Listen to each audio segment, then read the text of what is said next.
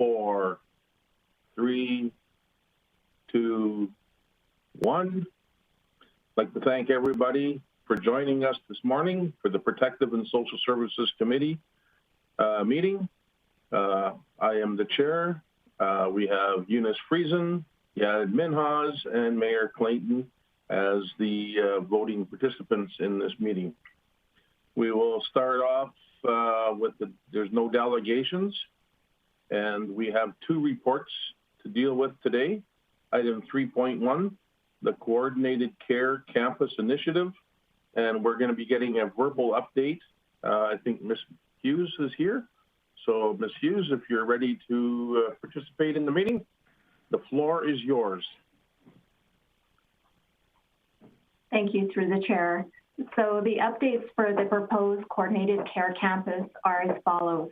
Administration has hosted 6 public online information sessions held on June 2nd, 3rd, and 7th. Administration is providing updates to the Engage webpage with relevant information in a Q&A format. Administration will also continue to have direct engagement sessions as those requests are received. And administration is compiling all information regarding engagement for council, which will be included in a report for review. And this concludes our updates for this week. Thank you. Was there any questions regarding this report? Councillor Palat.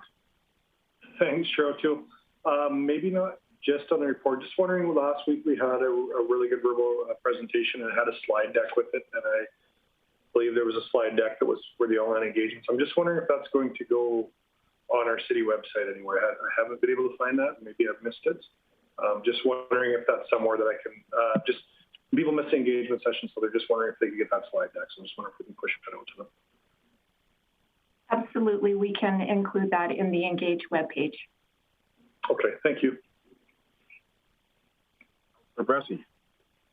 Just a suggestion or idea for administration. I've heard a lot of people too saying we can make the engagement thing happen, but we'd love to see what was said. And I know I've been sharing the council link for the council committee of the whole link video with people. It's got some audio problems though. It's the first time that presentation was run through, and also it's intimidating because it's 2.5 hour long video when 20 minutes is dead space at the beginning. Some of it is council conversation, so it's an intimidating video for people. So administration might consider recording one of the last sessions and posting a video. I think there's a lot of people in our community that would really appreciate to see what was said in those engagement sessions by administration without having to watch that whole committee of the whole meeting. So just an idea for you folks.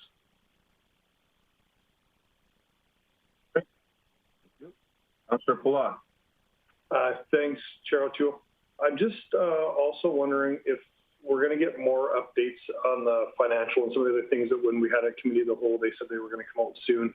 Are we going to have all the financial data and everything out around the project as we're getting, I know myself as council is getting a lot of questions on what's this look like for debt, what's this going to cost to operate, those kind of things, which I know aren't necessarily land use planning that we're going to discuss on the 28th, but they are questions that I'm getting from the community. So just wondering when we're going to have that sort of information out. Mr. Manuel's turned his camera on, and go ahead, Mr. Manuel. Certainly, we expect to release that information here shortly, and we'll be making it publicly and council available. Okay, so that, well, so I understand from council, will that be something that'll be sent to us? It'll be an update at a meeting, another meeting, or when would that? I guess when and how will council get that information? I'd say we're still sorting out the specific details. For the public, it will be released through the engagement website is how we will release it. Council, if you don't receive it directly from administration, it would come forward to a standing committee. Okay, thank you. Are there any other questions at this time pertaining to the Coordinated Care Campus? I see none, so thank you very much, Ms. Hughes. And we'll move on to item 3.2, the Director Services Area Report. Mr. Chris Manuel, you're back on the screen again. Thank you. Yeah, thank you. And I actually look forward to the opportunity to discuss something a little bit different. Life's been a little consumed through the other project here lately. So within community social development, there's an update from the Youth Advisory Council, who's working with communications and marketing on a fall and summer recruitment campaign, looking to bolster their numbers. They also have been engaged in providing input regarding cultural supports at proposed supportive housing projects. And as was mentioned earlier today, this is Seniors Week, and our home support workers are delivering care bags to clients to help recognize them during that week. Within enforcement services, there's an announcement that as of June 3rd, 4 full-time officers are assigned to bike patrols. So positive initiative there. Media interviews are being conducted by Mr. Kokash in relation to the transition away from traffic court to the province's new APIS ticketing project. I'll let him carry the flag on that one. With GPREP, there is work underway to have a practice session regarding electronic registration for evacuees.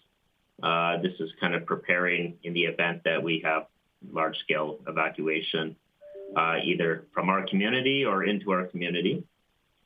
The fire department announced that they've concluded the recruitment and are presently onboarding 4 new firefighters.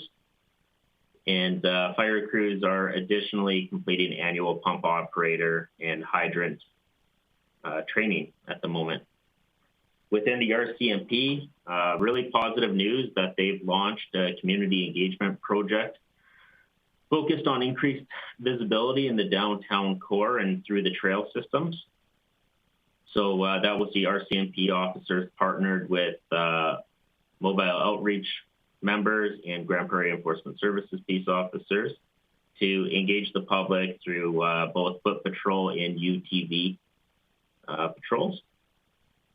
And look forward to more one-on-one interaction with community members through that initiative.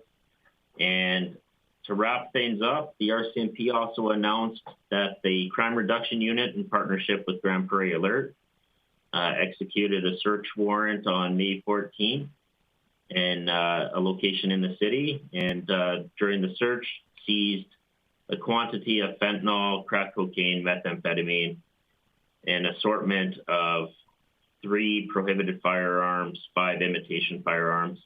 And fortunately, the 2 individuals involved are now sitting in jail awaiting court.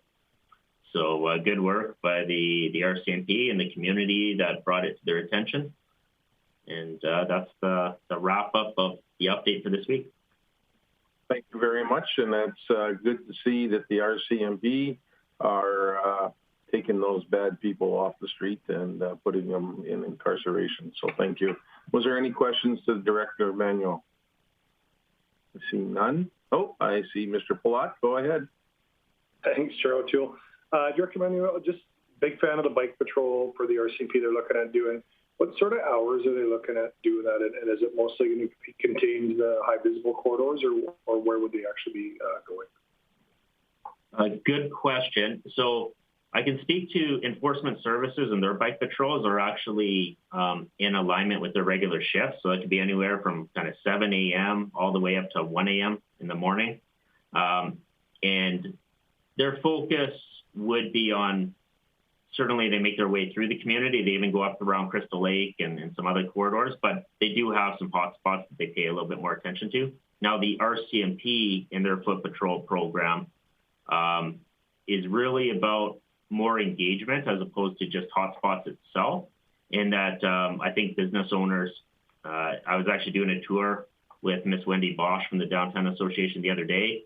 And while we were doing that, we actually ran into the team of foot patrol officers in the business talking with people. So their intent is really to just be out there communicating, understanding what issues people are seeing and feeling. And from my own experience, I found that communication, when the officer goes back to the car later and is doing their patrols, it's in the top of their mind, some of the stuff that they've heard. And it gives you a different recognition of some of the concerns people have. No, thanks for that. I have seen him out patrolling and seen him engage, and I think it's just a great thing for the community. So thanks for that. All right, one more opportunity here. We got Mr. Thiessen. Go ahead. Thank you very much, Chairman O'Toole. Appreciate it. And thank you, Director Manuel, for your reports and your work. Over the last 3 weeks, I've been fielding a lot of phone calls from, I guess, residents on each side of, I guess, what is the Fieldbrook development that is still undeveloped. There's a channel that runs through there, I guess, a go path and other stuff. But complaints based off of the use that it's city lands. I've had one on people dumping illegally, and I'm pretty sure that ends up being towed away at the landowner's expense, so I don't want that.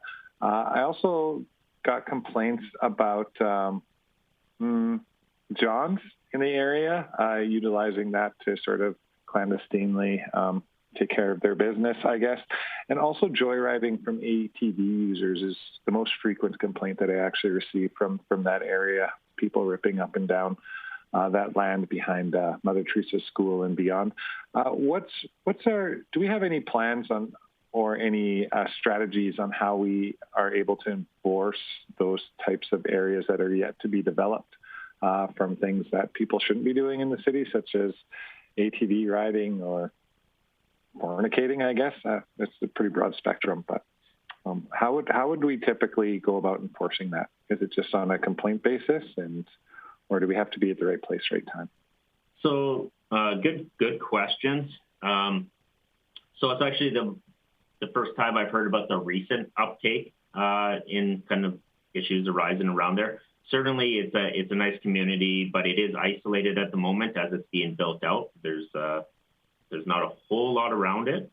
So all three of the points you raised are things that had emerged in the past as problems, and things that we actually had strategies that did seem to make a difference in that particular area. Especially the one with the fornication concerns. I think directed patrols usually address that fairly quickly. The challenge with the ATVs is there is a pretty significant corridor that occurs from people either coming from Carriage Lane or from the northern parts of Grande Prairie, headed down towards the dunes, and particularly Countryside South faces a lot of challenges regarding the PULs and people navigating through there.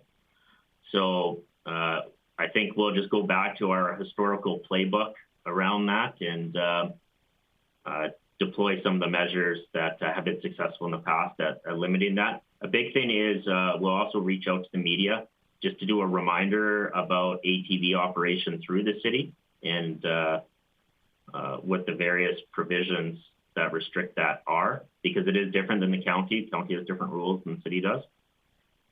And to your point, if a community similar to Fieldbrook was experiencing concerns like that, it's best that they do just raise it to the attention of either the elected officials yourselves or us in administration, because once we know about it, then we do action it and put responses in place.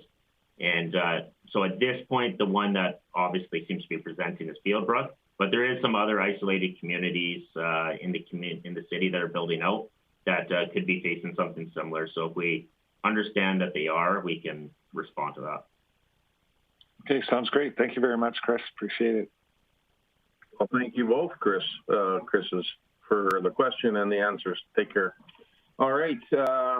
See no other questions being asked or wanting to be asked, so we'll move. Thank you very much, Mr. Manuel, for your report. We have no correspondence, and there's nothing on the agenda for other business. Nothing regarding bylaw or policy review, but we do have an outstanding items list. So with that,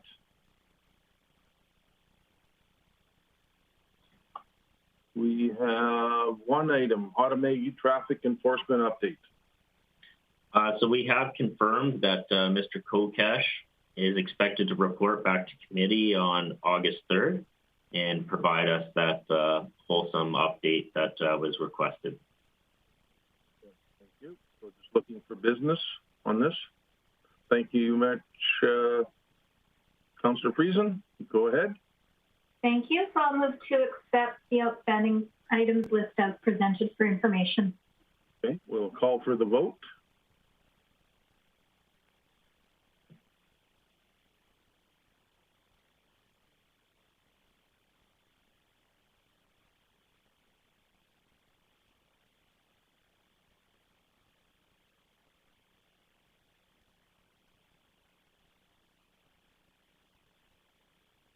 The vote's taking longer than the meeting. Yeah, I know. I can run a meeting, but I can't run the vote. Is anyone else hearing the Jeopardy theme music in your head? Councillor Minhas, it's not recording your vote. Can you just give a verbal update for us, please? Oh, I'm the meeting? Yeah. I'm in favor.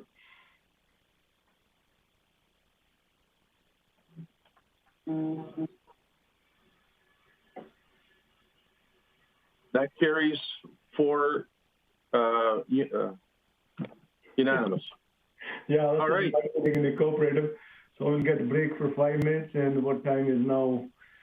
11:58, and it will be 12:03. Can't have lunch time, but we'll wait. Good, thank you.